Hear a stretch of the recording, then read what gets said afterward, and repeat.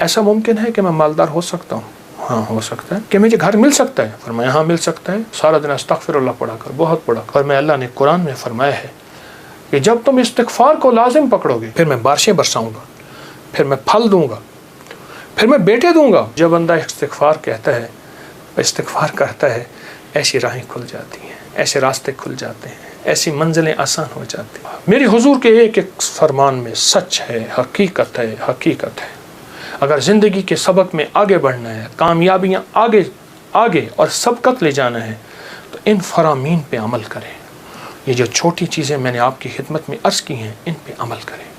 آئیں پھر ایک اور چیز بھی تحفہ دیتا ہوں، حضرت امام حسن کا۔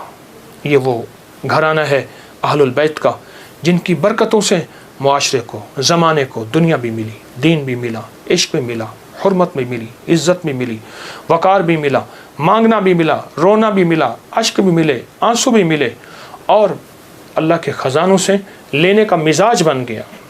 اللہ سے لینے کا مزاج انہوں نے بنایا۔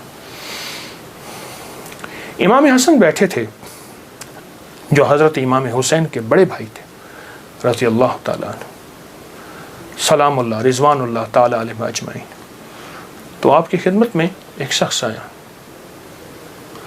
کہا کہ فصل جو ہے وہ میری بہت زیادہ،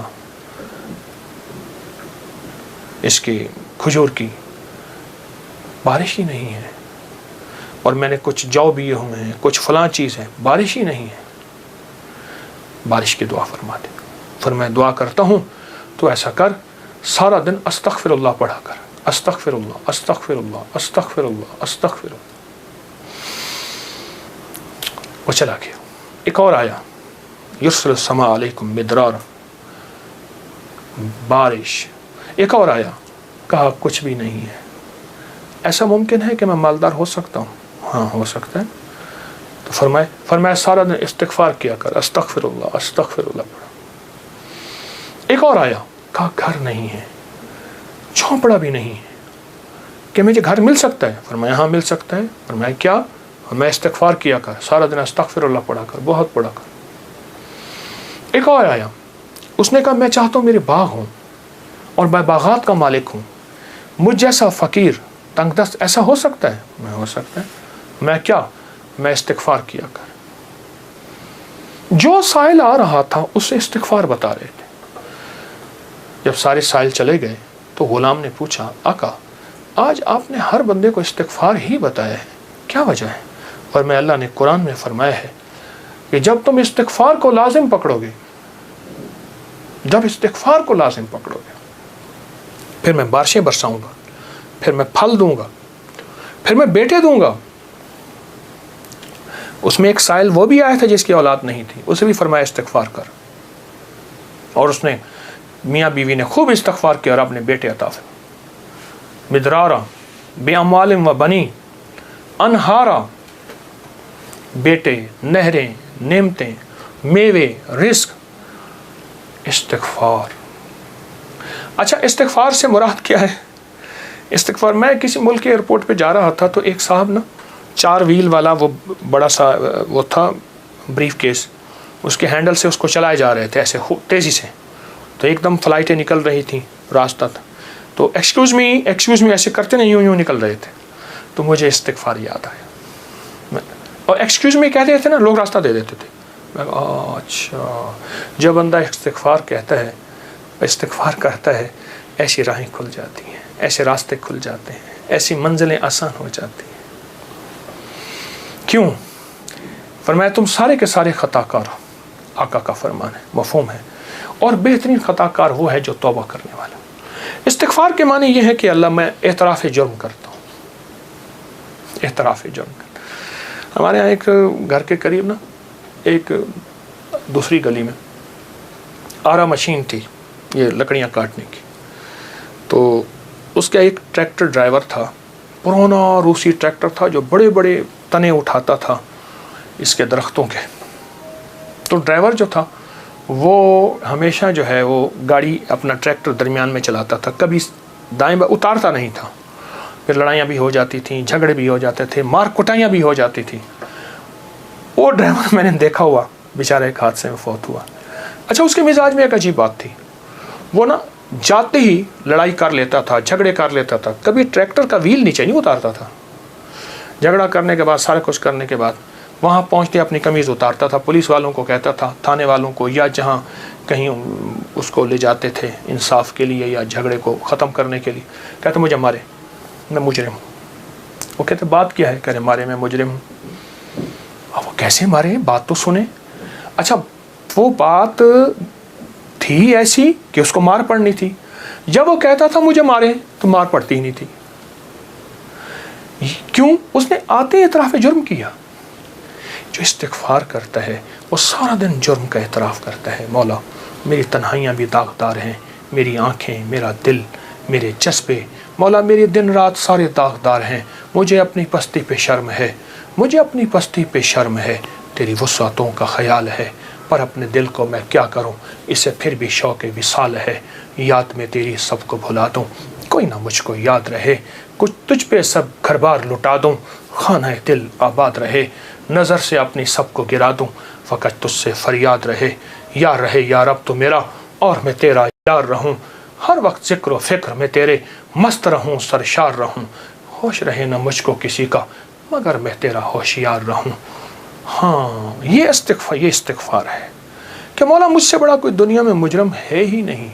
میں نے اپنے جرم کا 100% اعتراف بھی کرتا ہوں، مجھ سے بڑا کوئی مجرم نہیں. جب بندہ اس جذبے پہ آتا ہے پھر اللہ کے خزانوں سے اس کے لیے حیرت انگیز برکت، رحمت، رزق، عزت، وسعت، عطا، شفقت اور رحمت کے دروازے کھلتے ہیں. تو یہ شہداء کی یادیں ہمیں مانگنا بھی دیتی ہیں، مانگنا بھی سکھاتی ہیں، اللہ کے خزانوں سے لینا بھی سکھاتی ہیں. اور یہ شہداء کی یادیں ہمیں بہت ایک راستے اور منزل دیتی ہیں. آئیں ہر سال، وہ کیا؟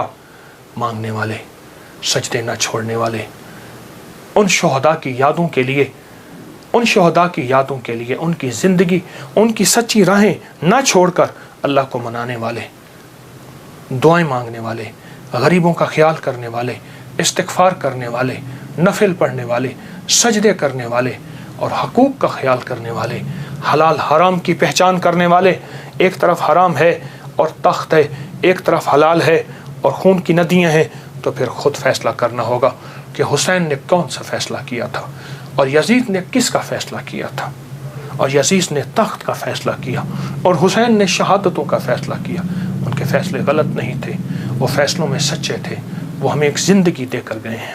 مجھے بھی، آپ کو بھی، مجھے بھی، آپ کو بھی اس زندگی کو سوچنا ہے اور اس زندگی کو سوچ کے آئندہ کے لیے اپنا لائے عمل کام قائم کرنا ہے. مت سوچنا.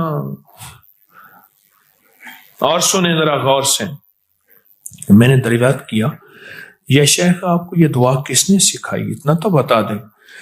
اس نبینا شخص نے فرمایا اللہ کے بندے راز کی بات ہے، تم دعا کی حقیقت کی تاب نہیں لا سکو گے. اس راز کو جاننے کا تحمل تمہارا دل نہیں ہے. تمہارا دل چھوٹا، تیرا جذبہ چھوٹا، تیرا یقین چھوٹا. یہ یقین ہے. اتنا کہہ کر خاموش ہو گئے.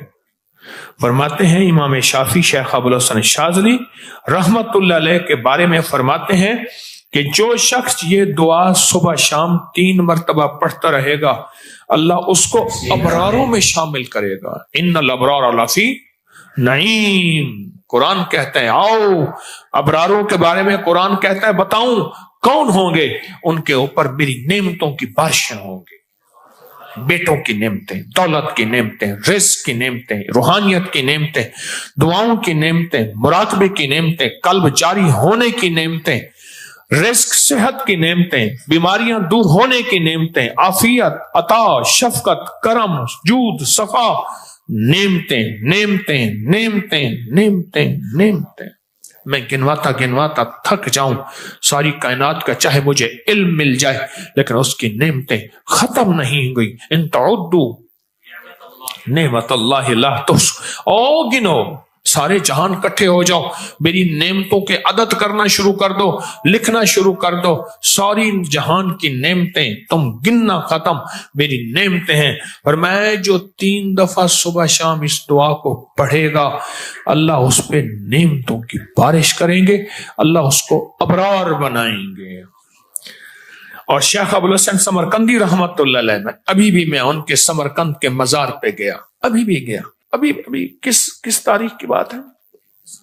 دسمبر 2024 کی بات کر رہا ہوں، ابھی شیخ ابوالحسن سمرقندی رحمت اللہ علیہ فرماتے ہیں ہر نماز کے بعد جو یہ پڑھتا ہے، اب یہ ہر نماز کے بعد 3 دفعہ جو یہ پڑھتا ہے اس کا شمار ابدالوں میں ہوتا ہے۔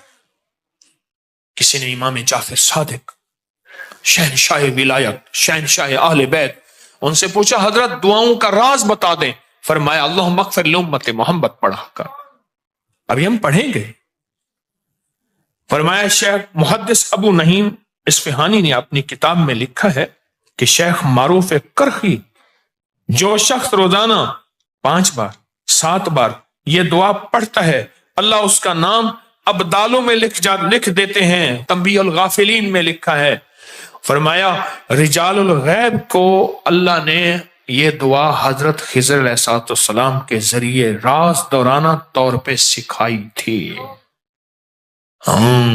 رازداری کے طور پہ یہ دعا سکھائی تھی، حتیٰ کہ یہاں تک میں بتاؤں بعض اولیاء نے اپنی کتابوں میں لکھا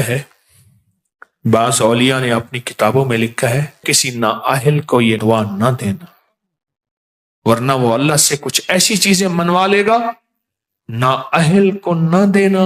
یہ دعا صرف 3 بار آج پڑھیں گے، پڑھ لے۔ کوہ لبنان کے ابدالوں کی دعا، زاہدوں کی دعا، عابدوں کی دعا، اولیاء کی دعا، ہستیوں کی دعا۔ اور فرماتے ہیں، کہتے ہیں ایک اگلی روایت میں فرمایا کہ میں نے کہا حضرت آپ 30 سال سے یہاں رہ رہے ہیں، کوئی انسان نہیں ہے، کھاتے کہاں سے ہیں؟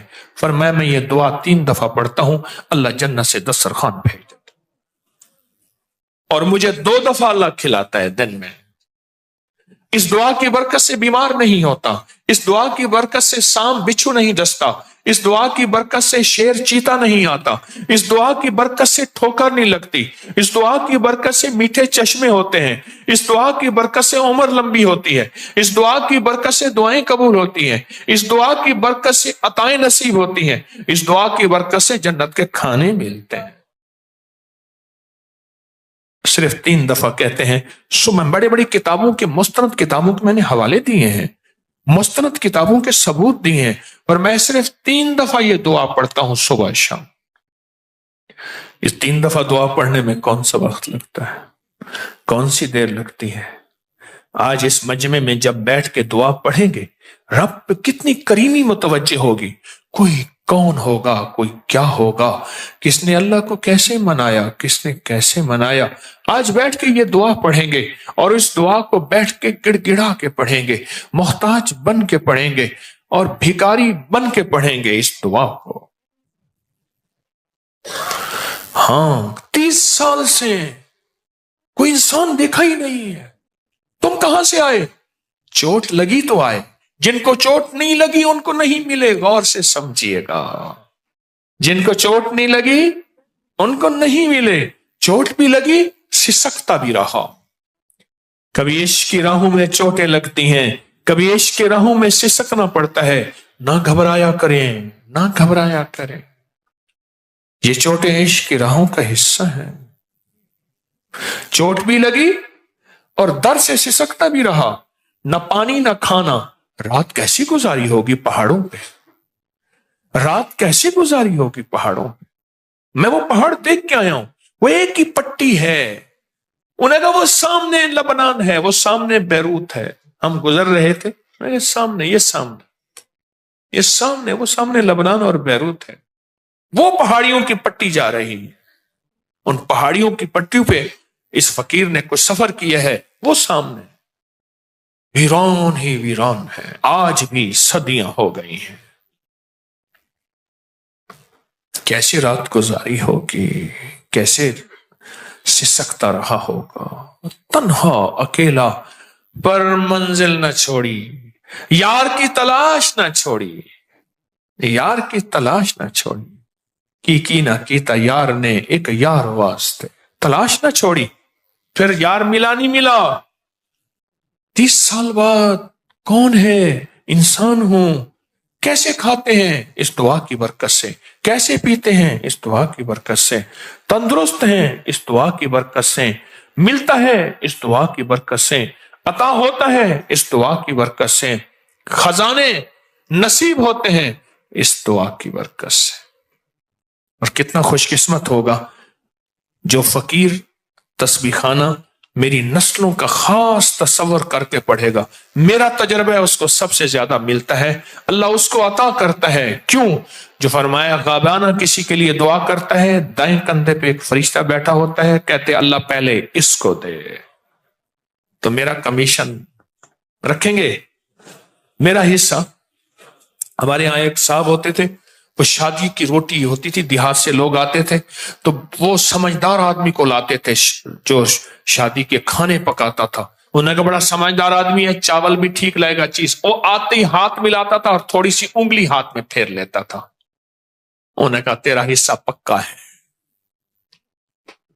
اور جناب شادی کے روٹی میں نے خود دیکھا، اونٹ بیٹھے ہوتے تھے، لائنیں لگی ہوتی تھیں، اونٹوں پہ گڑ لادا جا رہا، چاول گھی چیزیں، شادی ہو رہی ہے۔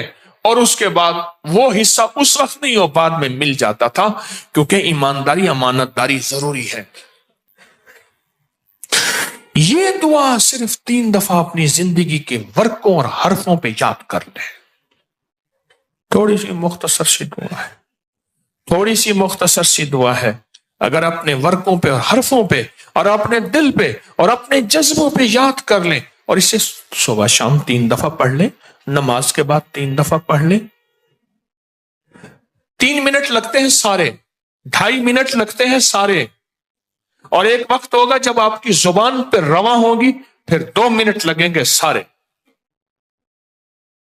آج کے ان لمحوں میں اللہ سے مانگیں کہ اللہ جس طرح تو نے اس اپنے ابدال کو غار میں 30 سال بغیر کسی انسان کے کھلایا، اے اللہ ان دعا کے صدقے میں تجھ سے مانگتا ہوں اللہ میری نسلوں کو اور مجھے ایسے کھلا، کسی کا محتاج کیے بغیر، کسی کی محتاجی کے بغیر۔ اللہ میرے ہاتھوں کو کبھی منگتا نہ رکھ، خالی نہ رکھ۔ اللہ میرے ہاتھوں کو کبھی محتاج نہ رکھ۔ اللہ میرے ہاتھ کو کبھی ایسا نہ بنا کہ نیچے والا ہاتھ ہو، لینے والا ہاتھ نیچے والا ہوتا ہے اور دینے والا ہاتھ اوپر والا ہوتا ہے۔ اللہ سدا اوپر والا ہاتھ رکھ۔ اس دعا کو ہم پڑھیں گے، اس دعا کو ہم پڑھیں گے۔ اگر میرا اور میری نسلوں کا اس سارے نظام کا حصہ ملا لوگے، اللہ پاک آپ کو جزائے خیر دے گا۔ میرا حصہ کمیشن نہ کبھی بھولنا، میرا حصہ یہی ہے، میرا جذبہ یہی ہے۔ کیا خیال ہے اس دعا کو بیٹھ کے پڑھیں؟ مختصر سی دعا ہے۔ اس دعا کو اگر آپ توجہ سے پڑھ لیں، دھیان سے پڑھ لیں، توجہ سے پڑھ لیں، دھیان سے پڑھ لیں، لیکن دعا پڑھنے سے پہلے اللہ سے کچھ پہلے فریادیں کر لیں کہ یا اللہ یہ دے دے، یہ دے دے، یہ عطا کر دے، یہ خزانے غیب سے دے دے، یہ اپنی عطاؤں میں سے اپنی شفقتوں، اپنی مہربانی اور اپنے کرم سے اگر یہ دے دے، یہ دے دے۔ کیا خیال ہے پہلے درخواست کر لیں؟ اچھا اللہ ہماری جانتا ہے ساری ضرورتوں کو، ساری چاہتوں کو، سارے دردوں کو، سارے غموں کو جانتا ہے، لیکن خود کہتے ہیں مانگو۔ باوجود جاننے کے خود کہتے ہیں مانگو، ادعونی استجب لکم، مانگو میں قبول کرتا ہوں۔ وہ خود جو کہتا ہے پھر ہم کیوں نہ مانگیں؟ اس دعا میں اللہ سے نا آج تونگری، عزت، دولت، رزق اور برکت کے دروازے نہ کھلوا لیں انشاءاللہ۔ پھر سنیں، تونگری، دولت، رزق، عزت، برکت، تونگری، دولت، عزت، رزق، برکت انشاءاللہ اس کے دروازے نہ کھلوا لیں۔ اگر وہ کھول دے گا، سنو سنو، کھول دے گا، کیسے کرونے، کیسی 9/11، کیسی مہنگائیاں، نہیں۔ سناؤں میں ایک بات، سناؤں؟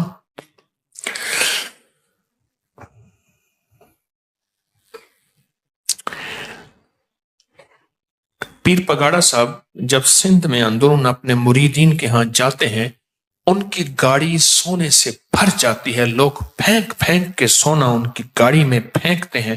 صرف وہ نہیں، اچ کے پیر ہوں، ملتان کے پیر ہوں، اور بھی، کیا وہ لوگوں سے چھینا جھپٹی کرتے ہیں، ان کو کہتے ہیں خود ڈالو؟ یا ان کے دل میں کون ڈالتا ہے؟ کون ڈالتا ہے؟ بولے، کون ڈالتا ہے؟ میں گوری مندر گیا، وہ سندھ کے اندر گوری مندر، وہاں گیا، اس نے کہا یہ ہندو ہیں، یہ ملتان کے فلاں پیر صاحب ہیں، ان کے مرید ہیں، جب وہ پیر صاحب آتے ہیں سونا چاندی پیسے جو چیزیں ان کی گاڑی میں پھینکتے ہیں اور آپ کو اپنا